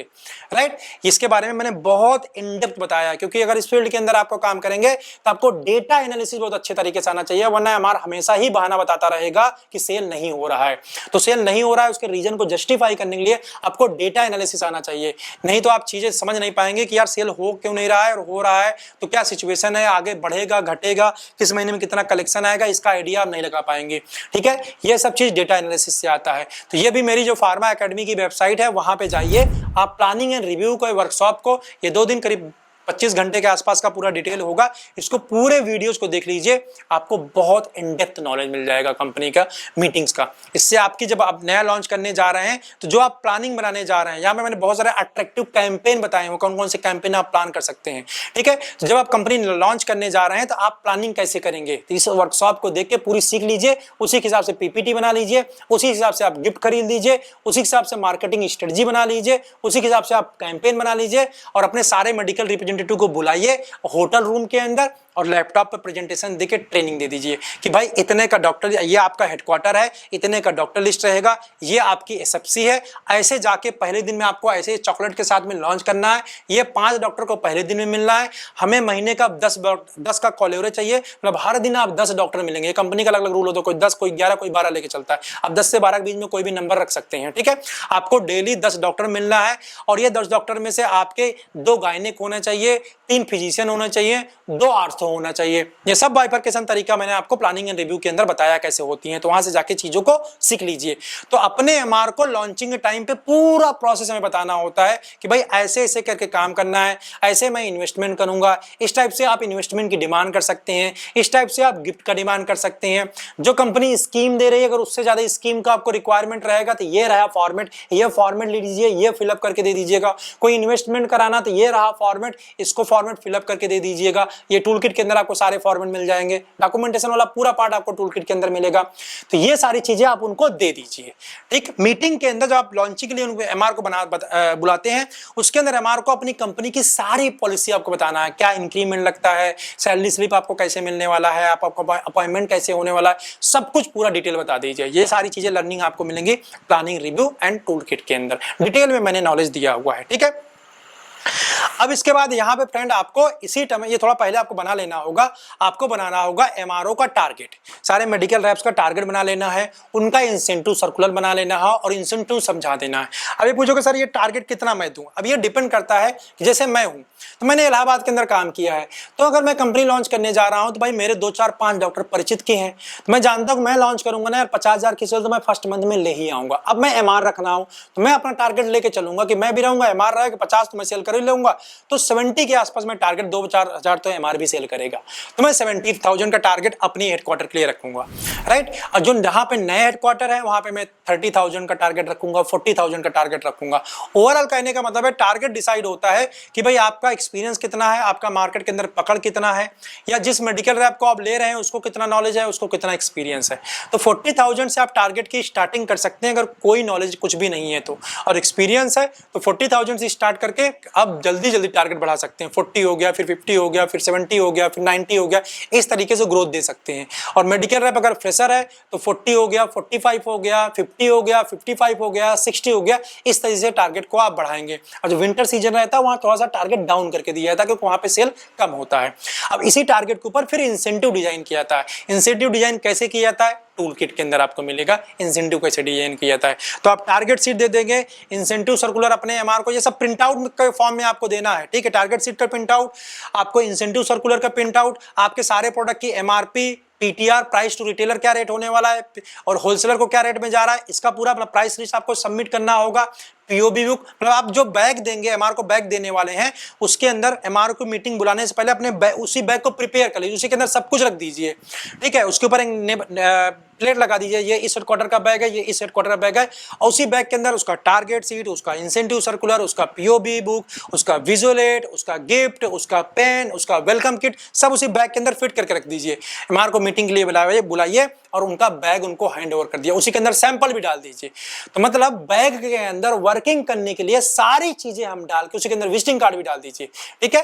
ये सारी चीजें डाल के आप एमआर को बैग हैंड ओवर कर दीजिए, भाई ये सारी चीजें हैं आप लीजिए। और यहाँ पे पूरे दिन, 1 दिन 2 दिन की जैसे आप ट्रेनिंग रखना चाहे आप रख सकते हैं। ऐसे कंडीशन के अंदर आपका बजट अगर अलाउ करता है तो आप मुझे ट्रेनिंग के लिए बुला भी सकते हैं, ठीक है। ट्रेनिंग के लिए बुला सकते हैं या वर्चुअली भी ट्रेनिंग मेरे साथ प्लान कर सकते हैं। अभी मैं ट्रेनिंग के लिए कितना कॉस्ट करता हूँ, कितना चार्ज करता हूँ, ये जो मेरी वेबसाइट है वहीं पे जाके आपको बुक करना होगा, वहां सारे चार्जेस आपको मिल जाएंगे। मेरी वेबसाइट sandeepkumarsoni.com पे जाएंगे एंड सर्विसेज में जाएंगे तो वहां पे आपको कंसल्टेशन और ट्रेनिंग का फी वगैरह पता चल जाएगा और वहीं से जाके आपको बुक करना है, वहीं से आप पेमेंट करके बुक कर सकते हैं, ठीक है। तो आपको ये सारी चीजें marketing strategy, target sheet, incentive, input जो भी आप देने वाले हैं वो सारी चीजें बता देंगे। अब आपको यहाँ पे जो विजुअलेट है फ्रेंड, उस विजुअलेट की डिटेलिंग करानी है। विजुअलेट रिमाइंडर कार्ड जो आपने प्रिंट कराया हुआ है, इसको पूरा पूरे दिन, एक दिन, 2 दिन, 3 दिन एमआर को बहुत अच्छे तरीके से याद करवाना है, वही याद कराना है, वही सुनना है, वही याद कराना है, वही सुनना है, क्योंकि मार्केट में जाकर नहीं बता नहीं पाएंगे। ठीक है, तो इसको अच्छे से, बहुत अच्छे तरीके से प्रैक्टिस कराइए, उनसे खूब प्रैक्टिस कराइए। फिर आप जो मान लीजिए कोई गिफ्ट स्टार्टिंग दे रहे हैं, तो आप गिफ्ट जाके डॉक्टर के गिफ्ट कैसे देंगे, कैसे उसके लिए प्रमोट करेंगे, क्या लाइन बोलेंगे, या लॉन्चिंग एक्टिविटी करना, जाके कंपनी को लॉन्च करना है, तो कोई डॉक्टर वहीं बन गया, आपने चलो मैं डॉक्टर हूं, आप बताओ कैसे लॉन्च करोगे, लॉन्चिंग एक्टिविटी के लिए मुझसे बात कैसे करोगे। डिफरेंट डिफरेंट डेमो जो है हम होटल के अंदर ही करवा के चीजों को सिखाते हैं, बताते हैं, जिससे क्या होता है उनको काफी डर निकल जाता है और मार्केट में जब जाएंगे, लॉन्च करने जाएंगे, तो काफी ज्यादा चीजें इजी हो जाती हैं। ठीक है, इसके बाद ये सारी चीजें आपने कर लिया है, अब आपका मेडिकल रैप जा रहा है मार्केट के अंदर काम करने के लिए। अब यहां पे फ्रेंड आपको जरूरत पड़ेगी सेल्स एंड एक्टिविटी की। ठीक है, सेल्स एंड एक्टिविटी मतलब आपने जो मार्केटिंग स्ट्रेटजी बनाया है वो कितने से अच्छे तरीके से काम हो रहा है, एमआर उसको इंप्लीमेंट कर रहा है कि नहीं कर रहा है, कितने लोगों ने इंप्लीमेंट किया, कितने लोगों ने नहीं किया, इसका हम फॉलो अप लेंगे। प्लस डॉक्टर लिस्ट जो आपने बनाया है वो उसको 2 कैटेगरी में हम बांट देते हैं, core and non core doctor list. ठीक है, जो कोर डॉक्टर होता है वो प्राइम फोकस डॉक्टर होते हैं, तो उन्हीं के लिए हम गिफ्ट, इनपुट, ये सारी इन्वेस्टमेंट वगैरह उन्हीं के ऊपर प्लान करते हैं। तो उस पे क्या वो रेगुलर विजिट कर रहा है कि नहीं कर रहा है, और यहीं से पिक्चर में आ जाता है कि रेगुलर विजिट कर रहा है कि नहीं, उनको ब्रांड बता रहा है कि नहीं, एक्टिविटी की बात कर रहा है कि नहीं। ये सब चीजें ट्रैक करने के लिए आपको जरूरत होती है एक रिपोर्टिंग सॉफ्टवेयर की, राइट। एक अच्छे रिपोर्टिंग सॉफ्टवेयर की होती है जो आपको ये सारे रिपोर्ट्स दे सके और उसी बेस पे रिव्यू आप कर सको। तो इसके लिए आप, बहुत सारे इंडिया के अंदर ऐप हैं, मैं यहाँ पे एक ऐप को आपको रिकमेंड करूंगा जो मेरे बहुत सारे क्लाइंट ले यूज कर रहे हैं और उसके परफॉर्मेंस से बहुत ज्यादा खुश है, हैप्पी हैं। वो ऐप है सेपमेट। सेपमेट के अंदर आपको आपका मेडिकल रैप कहाँ काम करने जा रहा है उसको पूरा मैप पे आप देख सकते हैं। मेडिकल रैप जहां डॉक्टर की रिपोर्टिंग कर रहा है वहीं रिपोर्ट कर सकता, किसी और जगह से उसकी रिपोर्टिंग नहीं कर सकता। जियो टैगिंग या जियो फेंसिंग इसको बोलते हैं, ये फीचर इसके अंदर होता है। आप यहाँ पे कितने डॉक्टर का कॉल एवरेज चल रहा है, कितने डॉक्टर को उसने विजिट किया हुआ है, आपके जो विजुअल पेज हैं, पूरे सिस्टम को ऑटोमेट करने में ये ऐप बहुत ज्यादा हेल्प करता है। यहीं से आप सैलरी स्लिप को भेज सकते हैं, यहीं से अपने स्टॉक को अपडेट करवा सकते हैं, यहीं पे आप क्विज वगैरह चला सकते हैं, मतलब ढेरों सारे फीचर के साथ में ये ऐप आता है सेपमेट। सेपमेट ऐप का जो कॉस्ट है वो बहुत ही इकोनॉमिकल है, बहुत ही रीजनेबल कॉस्ट है। इस ऐप का डेमो लेने के लिए, इस ऐप के बारे में डिटेल में जानने के लिए मैं यहाँ पे आयुष जी का नंबर दे रहा हूँ, इनको आप कांटेक्ट करिएगा, मेरा रेफरेंस दे दीजिएगा, प्राइस वगैरह भी थोड़ा कम कर देंगे और आपको सर्विस भी बढ़िया देंगे। बहुत बढ़िया आदमी है, एक नंबर के आदमी है, ठीक है, मस्त वाले एकदम, सर्विस बहुत अच्छी है इनकी। बस एक थोड़ी आपको प्रॉब्लम आ सकती है, मैं पहले बता दे रहा हूँ, वो ये होगा कई बार ये डेमो देने में बिजी होते हैं तो हो सकता है आपका फोन काट दे, हो सकता है आपका फोन ना पिकअप करे, तो उस कंडीशन के अंदर आप इनको व्हाट्सएप मैसेज ड्रॉप कर सकते हैं कि आप नया नया कंपनी स्टार्ट कर रहे हैं और आपको इस सॉफ्टवेयर की जरूरत है। अगर आप 1 एमआर या 2 एमआर के साथ काम कर रहे हैं फिर इस सॉफ्टवेयर को मत लीजिएगा, कोई फायदा नहीं, तब 1-2 एमआर को वैसे भी ट्रैकिंग कर सकते हैं। तो उस कंडीशन के अंदर उसको बोलो कि व्हाट्सएप पे अंदर अपना लोकेशन 24 आवर के लिए शेयर कर दे या 8 आवर्स के लिए शेयर कर दे, तो अपने आप इसको ट्रैक वगैरह कर सकते हैं, रिपोर्टिंग करा सकते हैं। बट अगर 3 एमआर है या उससे अधिक है तो आपको ये लेना चाहिए, क्योंकि इससे हमारी जो रिव्यू सिस्टम होता है ना बहुत अच्छे से वर्क कर पाता है, हमें डेटा मिल पाता है। तो इसलिए जो है आप इसको, इस ऐप को ले लीजिए, बहुत इकोनॉमिकल है। ठीक है, अब इसके बाद आप लोगों को मन में क्वेश्चन आएगा, सर ये जब बिजनेस हम करने जाते हैं तो इस बिजनेस के अंदर प्रॉफिटेबिलिटी कैसे आती है। हाँ, सेल निकालने का एक टेक्निक मैं बता देता हूँ, वो मैं थोड़ा सा बताया फिर आगे बढ़ गया था। फॉलो अप फ्रेंड, बेसिक जो काम करने का तरीका है, डेली 10-12 कॉल, सारे डॉक्टर की कवरेज, गिफ्ट का टाइम पे डिलीवरी करना, जो एक्टिविटीज बताई गई वो टाइम पे करना, अच्छे रिलेशनशिप बनाना, ये 4-5 फंडे हैं इस सेल के। अगर ये चीज ठीक है सेल 100% आएगा। और अगर सेल नहीं आ रहा है इस बिजनेस के अंदर, आप एट्रीशन से परेशान हो, सेल नहीं आ रहा है, सेल डेवलप नहीं हो रहा है, ये जब 4-5 मैंने बेसिक चीजें बताई, कमी यही किसी में है। ठीक है, यही कमी है, ये आप ध्यान रखिएगा। सैलरी एक्सपेंस वगैरह टाइम पे आप दीजिएगा एमआर को, लेकिन उसका फॉलो अप, काम का फॉलो अप वो भी स्ट्रॉन्ग रखिएगा। मीटिंग हर महीने करिएगा, रिव्यू मीटिंग हर महीने पूछिएगा काम धंधा कैसा क्या चल रहा है, वो सब ऐप से आपको पूरा डेटा मिल जाता है, कहाँ क्या किया गया था और कैसे रिव्यू किया जाता है, वो मैंने आपको तरीका बता दिया, पूरा वर्कशॉप में जाके सीख लीजिए। ठीक है, तो ये बहुत ज्यादा इंपॉर्टेंट है सेल जनरेशन के लिए। इसके बाद हम बात करें तो प्रॉफिटेबिलिटी की। आपके मन में होगा सर इस बिजनेस में प्रॉफिटेबिलिटी कितना आता है, ठीक है, कितना प्रॉफिट हम अर्न कर सकते हैं। देखो एक नॉर्मल जो प्रॉफिट रेंज है यहाँ पे वो 20 से 30% के बीच में आता है फ्रेंड। ये नेट प्रॉफिट होता है सारे खर्चे निकालने के बाद। लेकिन ये प्रॉफिट तब आएगा आपके पास में जब आपका हर एक हेडक्वार्टर कम से कम नहीं तो 1.5 लाख रुपए का सेल करने लग जाएगा। 1.5 लाख रुपीज के थ्रेशोल्ड पे जब तक आप नहीं पहुंचोगे तब तक आप ये समझ लो कि ये प्रॉफिटेबिलिटी निकाल पाना बहुत ही टफ है, डिफिकल्ट है। तब आप जीरो, मतलब अगर आप 1 लाख के सेल पर रहेंगे, नो प्रॉफिट नो लॉस में रहेंगे, उसको पर जाएंगे तो वैसे ही प्रॉफिटेबिलिटी आपका बढ़ेगा, राइट। लॉन्ग टर्म में अगर मैं बात करूं तो सैलरी उतनी तेजी के साथ मेडिकल रैप का नहीं बढ़ता है, सेल अगर अच्छा रिलेशन है तो बढ़ता है। तो लॉन्ग टर्म में आप देखेंगे तो प्रॉफिटेबिलिटी बढ़िया होता है। 1 साल के बाद लगभग बहुत अच्छा नहीं होता, बट 1 साल के बाद प्रॉफिट आना शुरू हो जाता है अगर आपने सही से काम किया है तो। मतलब 1.5 का पीसीपीएम अगर आपने अचीव किया है, पीसीपीएम का मतलब होता है हर मेडिकल रैप ऑन एवरेज आपका 1.5 लाख का सेल कर रहा है, तो आप वहां से प्रॉफिट में आने शुरू हो जाते हैं, राइट। और अगर वही सेल आपका 3 to 4 लाख में हो जाता है तो जो मैं आपको ये 20 to 30% वाला प्रॉफिट वाला क्राइटेरिया बता रहा हूं इसमें आप आ जाते हैं आसानी के साथ में, राइट। तो आपका इतना प्रॉफिटेबिलिटी होता है। अब यहां पे बात करता हूं बिजनेस एक्सपेंशन की। मान लीजिए आप 3 मेडिकल रैप के साथ में स्टार्ट किया है या 5 के साथ स्टार्ट किया है, तो कब हमें और मेडिकल रैप अपनी कंपनी के अंदर ऐड करने चाहिए।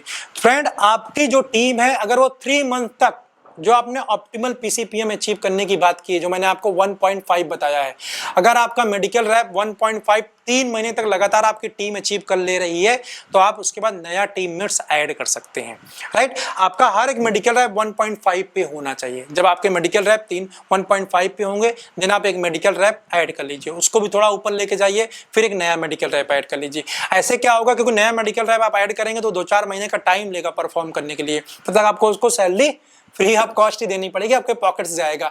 बट जो नए मेडिकल रिप्रेजेंटेटिव का एक्सपेंस होगा, सैलरी होगा, इन्वेस्टमेंट होगा, उसका जो बर्डन होगा वो एग्जिस्टिंग जो मेडिकल रैप होंगे वो उठा लेंगे। तो इसलिए जो है आपको ध्यान यही रखना है कि जब आपका पीसीपीएम अच्छे से मेंटेन हो जाएगा तब नए एरिया को आप ऐड करिए, राइट फ्रेंड।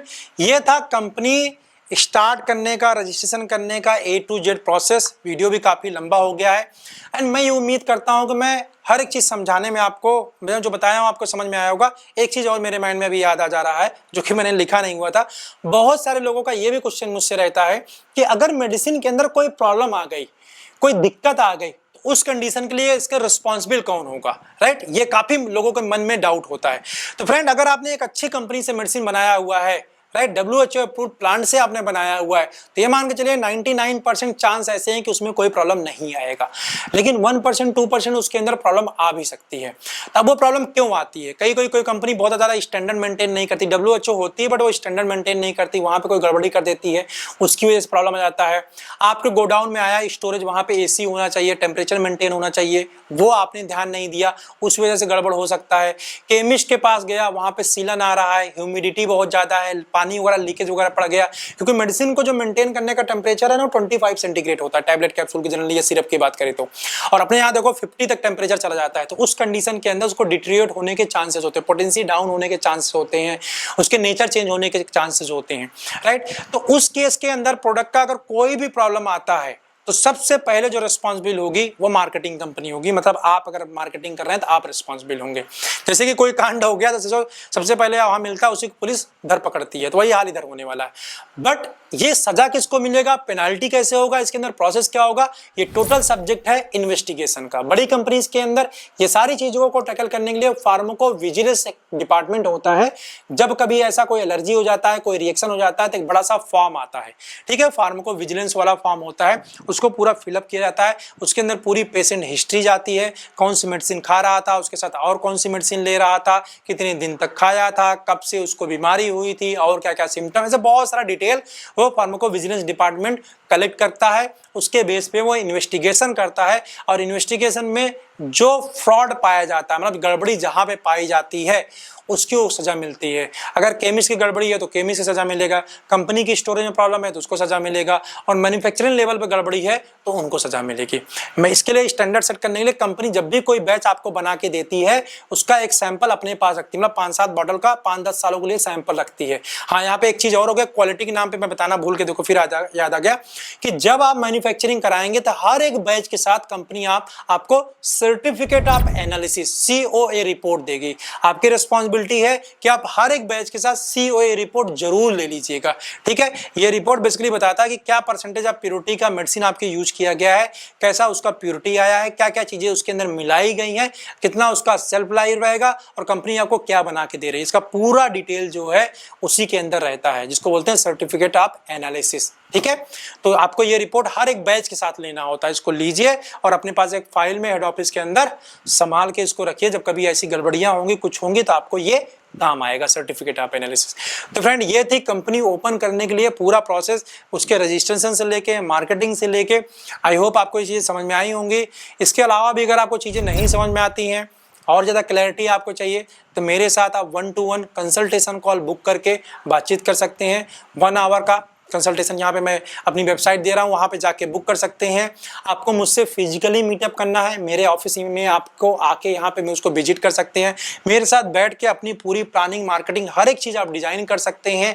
लॉन्चिंग पूरी स्ट्रेटेजी डिजाइन कर सकते हैं। इसकी बुकिंग भी आपको मेरे वेबसाइट से ही जाके करना होगा। वेबसाइट पर जाइए, फिजिकल मीटिंग को बुक करिए। जब भी आपको मेरे साथ फिजिकली मीट करने के लिए आना हो तो कम से कम 1 वीक पहले का टाइम लेके चलिएगा, तभी बुक करिएगा। और बुक करने के बाद 1 वीक का मुझे टाइम दीजिएगा, आप मेरे ऑफिस में आके मिल सकते हैं, क्योंकि बहुत बार मैं ऑफिस में नहीं होता हूँ, राइट। तो आप मुझसे मेरे साथ बैठ के पूरी स्ट्रेटजी, हर एक चीज डिजाइन भी कर सकते हैं, राइट। तो आप इस तरीके से प्लानिंग कर सकते हैं। आई होप आपको चीजें समझ में आई होंगी और मैं आपको मिलता हूँ ऐसे किसी इंटरेस्टिंग वीडियो में नेक्स्ट टाइम। वीडियो अच्छा लगा होगा, ये समझ में आई होंगी तो एक लाइक तो बनता है, क्योंकि काफी मेहनत लगती है, ऐसे वीडियो बनाने में टाइम लगता है। और यस, आपको कोई ऐसा फ्रेंड है जिसको ऐसी वीडियो की नीड है, ऐसा बिजनेस कोई करने जा रहा है, तो उसके साथ ये वीडियो शेयर करिए ताकि उसको भी हेल्प मिल सके, ठीक है। मिलता हूँ नेक्स्ट वीडियो में, बाय।